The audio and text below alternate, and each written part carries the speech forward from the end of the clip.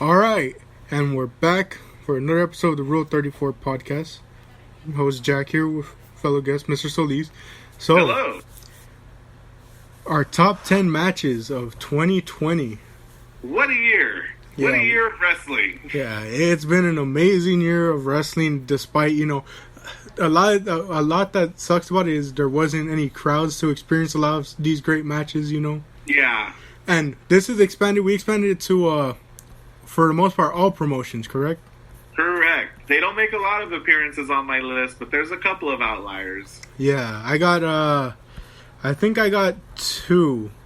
Okay. But so... You mean you have an onslaught of WWE matches and then 2 outliers? Yeah. I think I got 2 outliers as well. Yeah, but so we're gonna kind of go. Each of us give one of our choices. And if a match that pops up on our list is that we share, we'll kind of talk about it there at that moment. And when it comes to where it is on the other person's list, we'll kind of just breeze past, like, okay, that's where you have it compared to that's where I have it. Yep. But so first off, any honorable mentions that sadly couldn't make your top 10? Yeah, I got 2. Ready? Mm-hmm.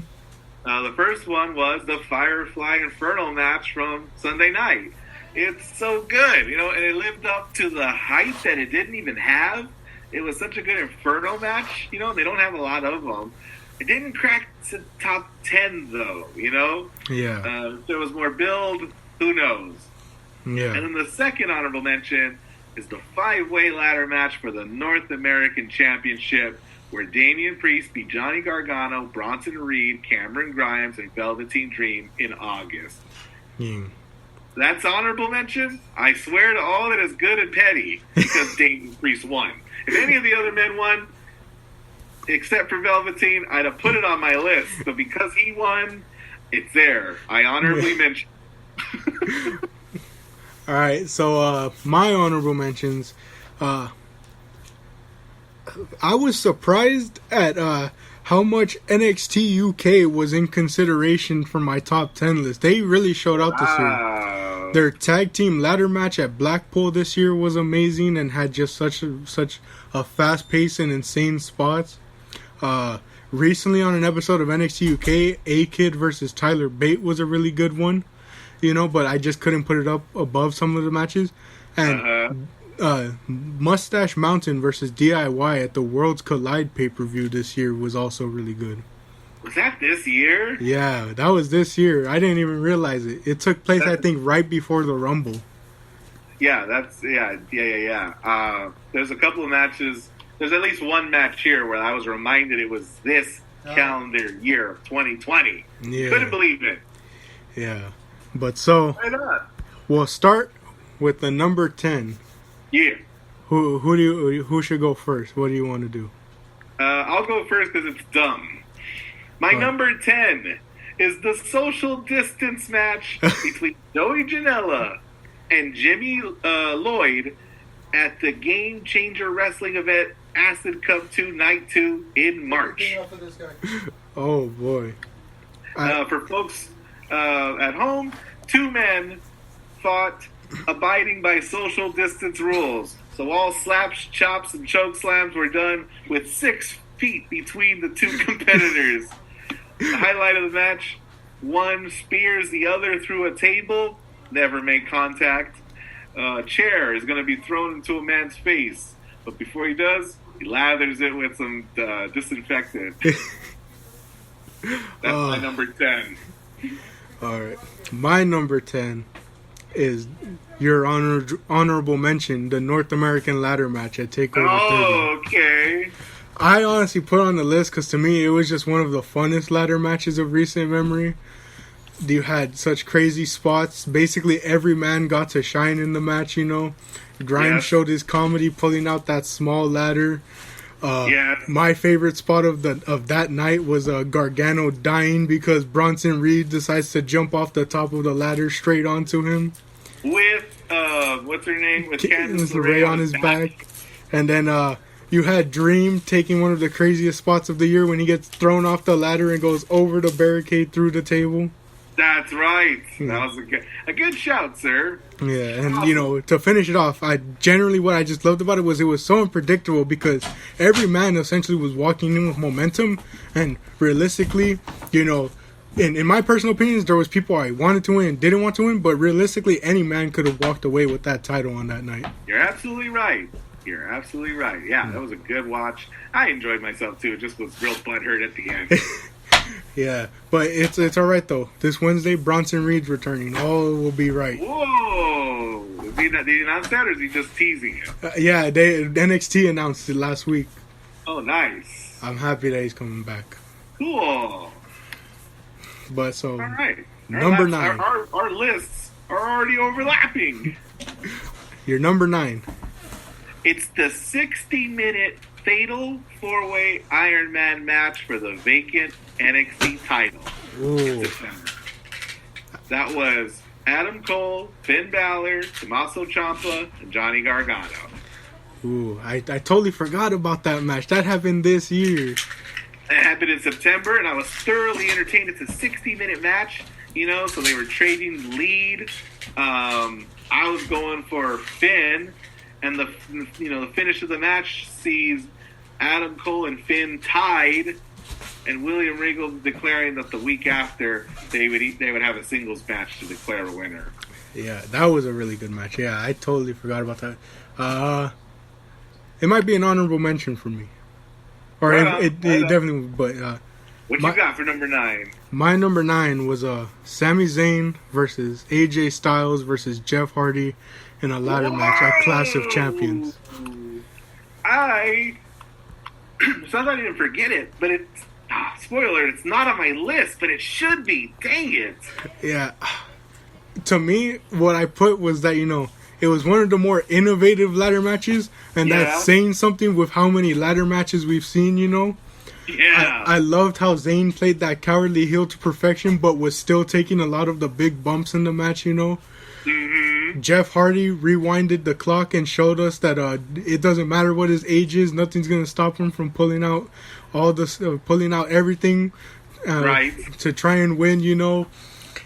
Then you had just that part at the end with the handcuffs and Zayn using his strategy, being a big-brained heel and just handcuffing everyone so that they can't stop him from climbing and getting that title. Agreed. And I even considered the build of the match, right? And I just love that we were honoring Sami Zayn's Intercontinental reign, his absence, the fact that they had a new Intercontinental champion in his place, that they were unifying with that match. Yeah. I thought that was really cool. And you know what? I put my social distance match at 10. I think it's a nice window to put a real match in there. But yeah, really good match. Number 8. Oof. So, my number 8 is the AEW Heavyweight Championship match where Jon Moxley defended successfully against Eddie Kingston at Full Gear. What'd you love about the match? In an I Quit match. What'd you love about the match? Ooh, I like that. I like Eddie Kingston and all of his promos leading up to it. And he definitely built himself up as a guy who wasn't gonna say I quit, and the circumstances in which he did that chokehold, that wasn't enough. So Jon Moxley had to be choking him with barbed wire across his neck. Yeah. It took a lot to end that match. It was a hard-hitting match with a ton of weapon spots, and the spot where after the thumbtacks, Eddie Kingston pours rubbing alcohol over Jon Moxley's body. It was such a good spot. You've never seen. Yeah, I need to find time to watch a lot of the AEW matches. The only issue is it's hard to find them. There are some from this year that I was able to find and watch and put into consideration, but it's always really tough to find a lot of the matches. Yeah, so hate to spoil it for you, but I'm sure you've seen it on Instagram. Yeah. My favorite matches were the rubbing alcohol. That had Damian Priest in it. What do you say? Margot said his favorite matches were any that had Damian Priest in it. Okay, Chico. Okay, I'm going to just drag that file straight to the recycle bin and empty the recycle bin. So, all right, Jack, your number 8. So my number 8 is a brutal match, but not in the sense of stipulation. My number 8 was Kyle O'Reilly versus Finn Balor from TakeOver 31. Didn't they break each other's jaw? Yeah, so I put it basically to describe it. It's what I think more wrestling matches should be like. To me, it was just straight to the point, a knockdown, drag-out fight between two of the hardest hitters, or two at least decent, hard hitters on NXT. They brought a lot of brutality. They both just were hard-hitting and stiff with each other, and it was really convincing, And as we know, they were fighting so stiff that they both end up getting injured. Balor had his broken jaw. There was a little bit of blood. And the main thing that sold it for me was, for the hardcore fans of like NXT and WWE and, just wrestling in general, it really showed that like Balor and O'Reilly are as good as like a lot of us believe. And for the mainstream fans, it showed Balor's star power, in my opinion.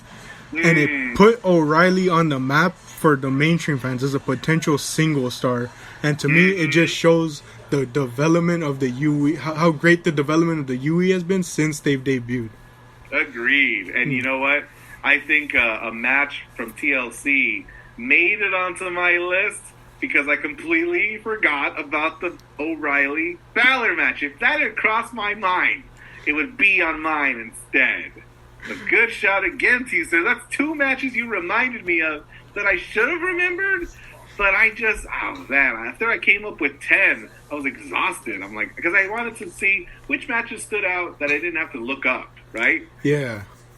And, God, a testament to this year, there have been some good matches. Yeah, and I didn't know if we could include the Rumble on here, so if we're counting the Rumble is an honorable mention for me. Any of the cinematic matches that happen are an honorable mention, but I kind of stuck to just in general wrestling matches, Oh, so funny you should say that. This is a nice tease into my list. 1, the Royal Rumble match is on my list. And 2, one of the cinematic matches is on my list. Oh, yes. All right, so number 7.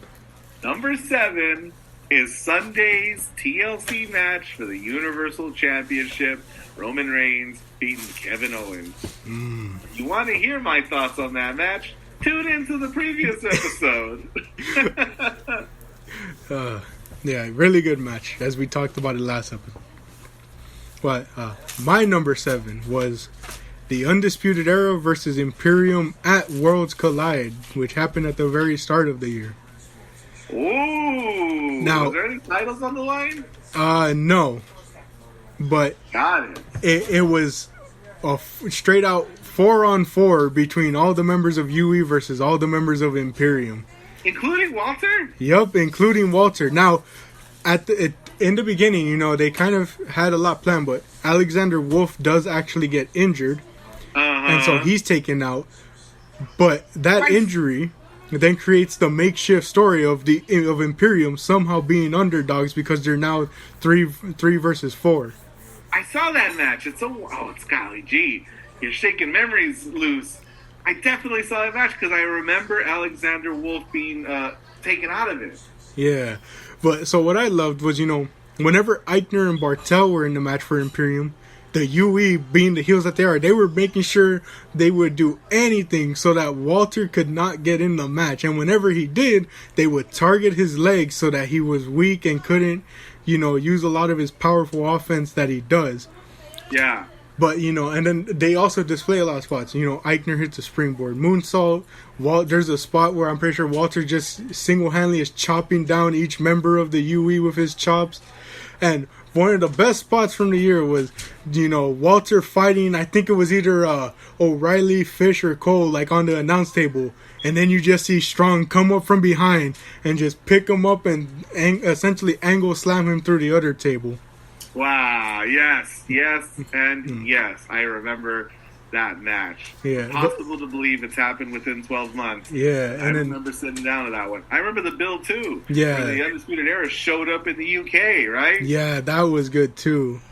And, you know, just real quick, the final spot, I really like it so much, is they've been working over one of the members, and the camera work is so good. They show him, like, desperately, like, trying to get up, and they immediately cut.